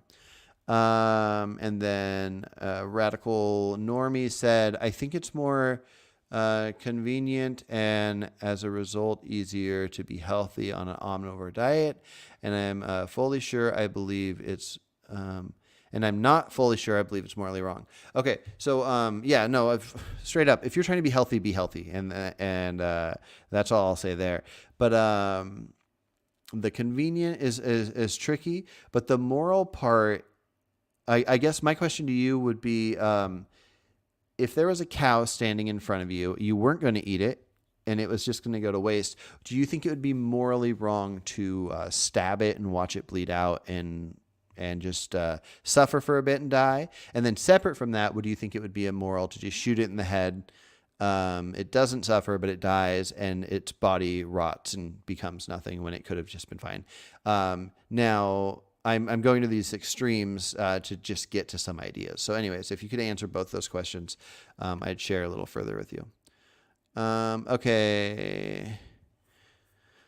Those are not to me, so I'm going to skip past them. I think morality is related to well-being. So if your actions are against the well-being of others, including animals, it's immoral. I agree with you completely. Now, I think there are elements of well-being that if you're in a society with good laws, that there might be areas where you think somebody else's well-being is higher than yours, and I don't think you should have the right to like equalize your well-being. I think if somebody like earns their own money, you don't have a right to have half of it or anything like that. But yes, I think it is connected to well-being, and I totally agree. Veganism Debunked says, if you have a rock statue, is it not immoral then if you're mind to destroy it? I think people can morally value objects like that even if there's no sentience. Well, no. So if there's a statue somewhere, let's say there's a statue and there's a zombie apocalypse, so everybody's left the town and you're the only one in the town, nobody owns it, and you're there, destroying that statue, I don't think could be morally wrong. Now, if somebody else's property and you destroy it, I think it's wrong to destroy somebody's property. I don't know if it's necessarily even a moral issue, but I think it's a very important legal issue. Um, Property rights are complicated, but I think that somebody should get in trouble, get some jail time and fines if they destroy your property. Okay. Okay. That's vandalism. It is wrong in my opinion. I am an artist, so I might be subjective. Yeah. Yeah. It's not. Again, morals are complicated. The word moral can mean so many different things. Okay. Tanky Bot says, what if morality is just an intrahuman activity? Morality exists to ensure the species survive to optimal conditions. Yeah. So whether we call something morality or not, or why we've evolved to even think of the idea of morality, I just mean even words aside, just an idea of existence. If something suffering is objective, that it can suffer. Now, you don't have to believe me that when I poke my hand with a tack that I am suffering. And no matter how it's described, I'm at least feeling from how my feelings work that this is no good and I do not want it to be happening. So if we can objectively find out that on average, humans and every other sentient being can suffer, then whether we want to call it morality or not, I think making something suffer for no reason is no good. Now, it's complicated to say what reason is good or bad, but in my mind, in my opinion, and with our collective opinions, we create laws. I think most laws can be decided without morals, and that's human on human laws, like mutual benefit. But when it comes to just moral law, I think we have to decide collectively and then put that into law. But in my mind, if somebody is doing something to survive or to have optimal health or something like that, that at least is somewhat acceptable. But if you're not doing it for that reason, if the same pleasure you get from watching a movie or listening to music, you get from stabbing a cat and dangling it from a rope while it meows in a whimpery way, and you're just watching it and you get joy out of it and it's not for survival, I think that that's reason to say that should be illegal. And then it becomes complicated when it comes to all the other things. But I don't really, even though I think we can be fine without eating meat, if a hunter goes out and shoots a deer and it just had this life, normal good life or whatever, and then it dies instantly, compared to everything else we do in life, I don't have really complaints. I don't even have a thought really to have about that. And I'll start having thoughts about that once everything else is better. And so when it comes to eating meat, I'm not trying to tell you guys here in chat that if you eat meat, I'm declaring this is immoral. I'm just saying if you can shoot a deer and end its life really quickly, or a bolt gun to a cow or whatever, that death isn't the end of the world. What is the end of the world is, or not the end of the world, the end of the animal's world, is if you do it just for pleasure, or if it's not for pleasure, it's for health, but it's in a torturous way. Now, if you aren't wealthy and you can't afford to get the organic grass-fed meats or whatever, then you have to do what you have to do. Again, I think people should eat organic, but if you can't afford it, then don't. I think people should have vitamin D3 supplements from a vegan brand, but if you can't afford it, don't do it. You're not vegan in my eyes if you don't do that. It's just do the best you can do, and try to not make things that can suffer for a reason that isn't justifiable. And I guess you have to ask yourself if you think it's justifiable. What if morality? Okay. That's what Jordan Peterson has argued, that morality applies to humans only. Well, I'm a huge fan of Jordan Peterson, although I would love to debate him about the last chapter of his most recent book, The Beyond Order, which is probably my favorite book of his. I'm a big fan of Jordan Peterson. And I know that he has some thoughts against vegans, but morality applies to humans in the sense that we are capable of understanding it. If you go up to a dog and kick it in the face really hard and it's super sad and doesn't want that to happen to it, it doesn't know in its head. It's not thinking, oh, that guy did an immoral thing to me. It's just thinking, this really hurts and this makes me sad. Oh, we use words to communicate with each other. So when I say immoral, what I mean is we're making that thing feel like a thing is happening to it that it doesn't want to happen to it. Even if we agreed with Jordan Peterson on this idea of morality having to do with humans, then let's just not use that word. What I'm saying is kicking a dog in the head for no reason and making it really sad and wished it didn't happen to it, or hanging it from a rope and stabbing it with a knife and blood stripping out to the point where it is in pain and it doesn't want this to happen. I'm saying that we humans that can have empathy and recognize this thing is happening should not do that action. It doesn't mean we shouldn't eat meat or kill animals to eat them. But to me, it means that we can recognize a harm happening and we can decide, is the reason justified? So anyways, there's my thoughts on that. Okay. There is a channel, Nutrition Made Simple, a very good channel. I don't think he is a vegan, but Good Things Goes Research Papers explains him. Yeah, let me make a note. Let's see. The Nutrition Made Simple. Got it. Cool. I'll check it out. I have a weird position where I think something can be morally wrong even if there is no victim. So kicking a dog might be wrong because the human is inhabiting a state of mind that's bad or unhealthy. But is that the only reason? Is it like, I get that that's bad. So like, it's pretty well known that serial killers will torture animals. And so we can recognize that that's bad for their brain. We can recognize that if we see that happening, that there's a chance they could become a serial killer. But that can't be all that's bad. Like, what if we could, hopefully you're cool with hypotheticals.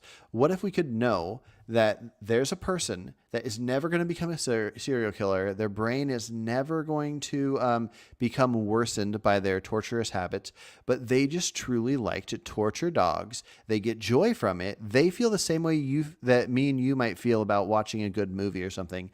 They feel that about torturing dogs. But outside of that, they have a wife, kids, they have a good life. They're not going to mess with anything. Nobody's going to find out. They're in their basement. They torture these dogs. We have to recognize that, at least in a hypothetical where we can know that it's not going to mean anything else other than that in that world, we would want them to not harm dogs anymore. I think, I hope so. I'd be curious to hear your thoughts on that.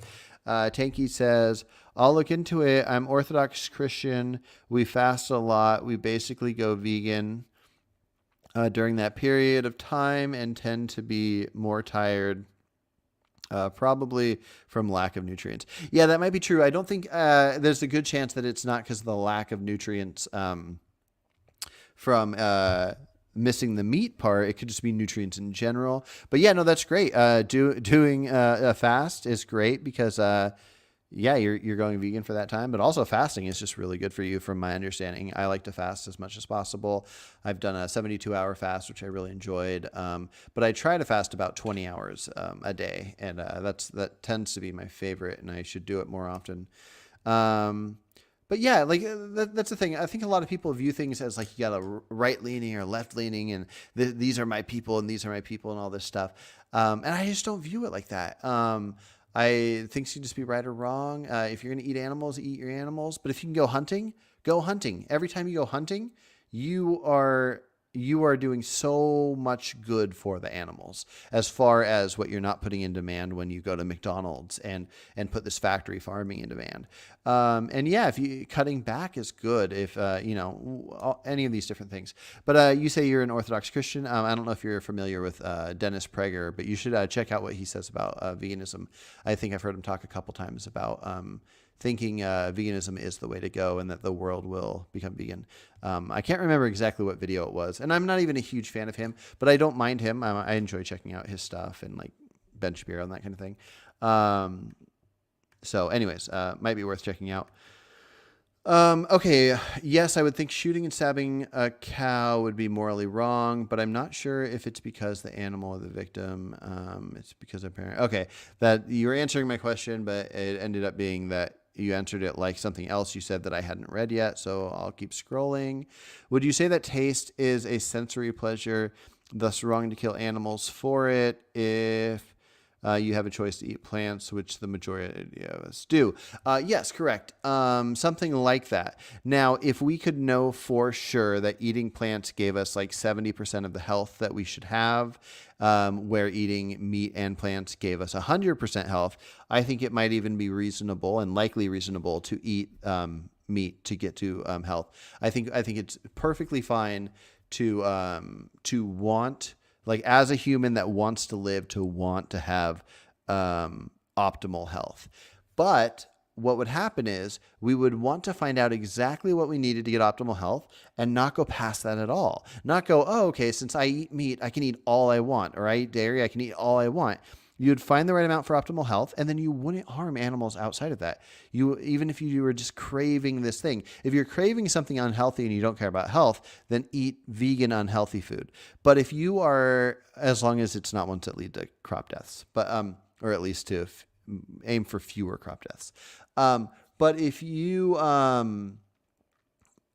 care about health, then if you knew that I don't know, like one steak a day, one fish a day or something is going to be perfect health for you or whatever, but you're just craving more, don't eat more and put more in demand and harm more animals just for your desires.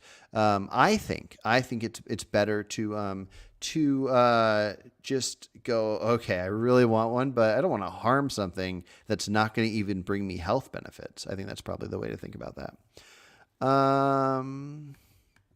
I used to follow Jordan Peterson, but something has happened 4 years ago, and he just became less objective and more biased and quite ignorant. Yeah, it's complicated because I'm not religious, so when people talk about religion, it kind of bums me out because it's just not the topic for me. Although I do like how Jordan Peterson talks about religion. I think it's kind of fascinating. He talks about it in a way that's that I don't think is like preachy. It's just kind of an interesting way to philosophically look at the world. But yeah, I don't know. I enjoy him. I recently heard him talk about assisted suicide, and he took the stance I have on death penalty, which is anti-death penalty because the government shouldn't have that much power to execute people. And I completely agree. But yeah, I don't know. I go back and forth. I like a lot of what he has to say, but I also love listening to people that I don't agree with. There's plenty of people I love to listen to that I agree with half their stuff and not the other half. I like to check out all angles of things. You don't really know your opinion until you know the other person's opinion. Let's see. I'm an Orthodox Christian. As far as I know, you can still eat fish. Okay, interesting. I think liking to torture animals is inherently wrong, even if it doesn't lead anywhere else. You're enjoying something evil. Okay, interesting. Okay. Yeah, I agree. That's kind of my point. Is you just have to decide. Okay, is it okay to torture an animal, assuming an animal will be tortured? Is it okay to torture an animal for optimal health? And then you can go, yeah, okay. Is it acceptable to torture an animal for taste pleasure? And you might think yes, and that's fine. In the sense that anything is fine.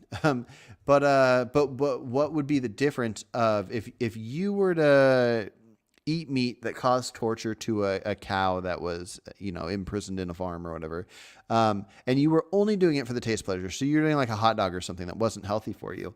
And let's imagine the exact same taste pleasure you got from that hot dog was the same taste pleasure that some morbid person that likes watching a cow be tortured gets. Is it reasonable to call one more or less wrong? Because in both cases, especially if you know, the same amount of torturing is happening and the same things happening with both people getting pleasure, in my mind, it only becomes justified to eat the food that's bringing you the optimal health, which would not be the hot dog. Okay. Since I'm a vegan, in that sense, I always fast, but always fast from animal products. But I have noticed that people around me who are non-vegan eat enormous amounts of fish and crap food during fasting. Interesting. Okay. It goes back to the wild animal examples I brought up earlier. I'm not 100%. I'm not 100% animals have intrinsic moral worth. Yeah, I don't know about intrinsic moral worth. I mean, again, it's just can it suffer? Should you make it suffer for no reason? And it sounds like you don't think you should make it suffer for no reason. So you just have to decide what reason is good enough.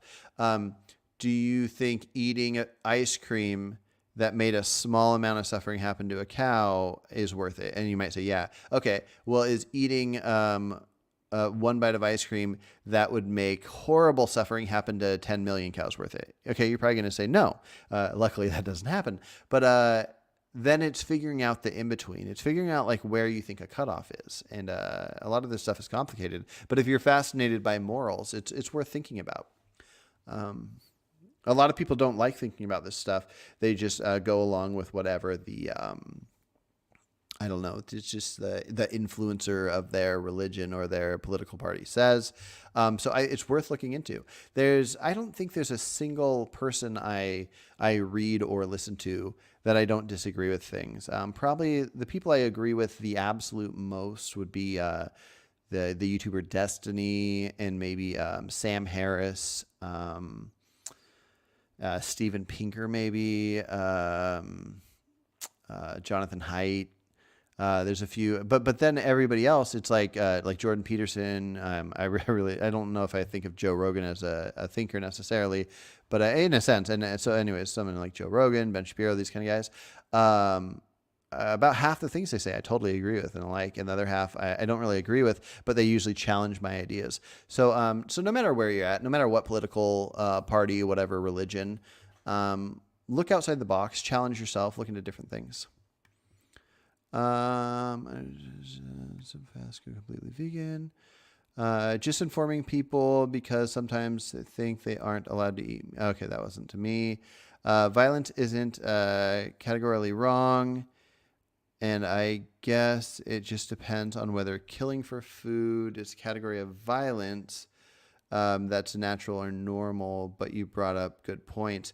Yeah, watch the movie Dominion on YouTube. Just go watch the first 5 minutes, and you'll see what I'm talking about because it shows factory farm type stuff. And I think the difference is if you think the violence to get meat products is fine, I get that. But if you could see two versions of that, somebody goes and hunts wild boar to eat them. I don't know if that's a thing people do. Versus somebody having pigs in tiny cages and cutting their teeth out and cutting their tails off without anesthetics and cramming them into these tiny areas and just this horrible treatment. And then killing them and eating them, it's a whole different story from the idea of going hunting or even a farm where animals can roam around, eat grass, and do their thing. Most people that follow me and watch my stuff that are vegan get very bothered when I talk about these kind of ideas. But I just want to be realistic in the real world. Not everybody's going to agree on these things, and something better than something else is better than that something else. And so it makes total sense for vegans to be against hunting, but it also makes total sense for a vegan to prefer somebody go hunting than factory farm stuff. And that's kind of where my stance is on that.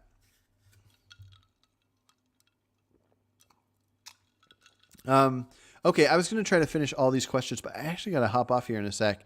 But I do want to go over, I'm going to do a whole entire talk about Smexy Magician, who wrote a whole bunch of stuff. But I do want to go over Jerome Eubank's last thing here. Zoos are ethical. Now, I've talked to Jerome about this, Jerem.